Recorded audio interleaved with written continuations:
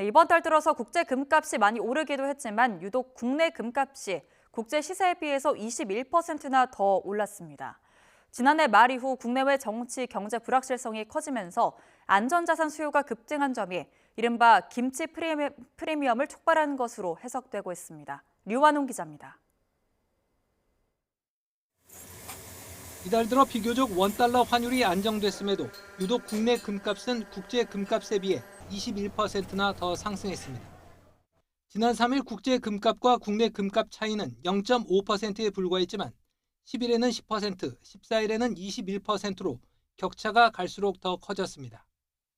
특히 10일과 14일을 비교하면 국제 금값은 소폭 내렸지만 오히려 국내 금값과 격차는 11%포인트나 더 벌어졌습니다. 이처럼 국내 금값이 국제 금값보다 더 오른 이유는 금 사재기로 불릴 정도로 과도한 금 투자 열기를 꼽을 수 있습니다. 비상계엄 이후 탄핵 정국과 미국 트럼프 대통령 취임 후 관세 정책 등으로 불안감이 커지면서 안전자산인 금에 수요가 대거 몰렸습니다.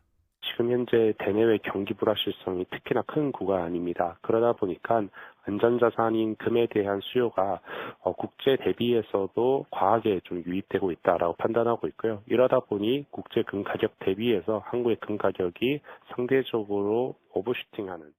골드바 품절 사태가 벌어질 정도로 금 현물 구하기가 힘들어지면서 시장 기능이 제대로 작동하지 못한 점도 국내 금값을 부추겼습니다. 국내 금값이 과도하게 오르면 보통 증권사들이 공매도에 나서 가격이 내려가곤 했는데 이조차 여의치 않게 됐습니다. 왜냐하면 금을 구해서 금을 차입을 해와서 KRS 금연물 시장에다가 금을 매도를 해야 이 차익거래에 대한 기회가 생길 텐데 금을 구하기가 힘든 상황이 가장 김치 프리미엄을 높였던 흔히 말하는 김치 프리미엄이라고 하는 부분이 생겼던 가장 큰 이유다. 전문가들은 현재 국내 금값에는 투기적 수요도 반영돼 있다며 최근의 일시적 급등은 점차 해소될 것으로 전망합니다. 또한 이달 들어 원달러 환율이 1,440원대로 내려오며 안정세를 보이는 점도 국내 금값 급등세를 진정시킬 수 있을 것으로 분석됐습니다. YTN 유환홍입니다.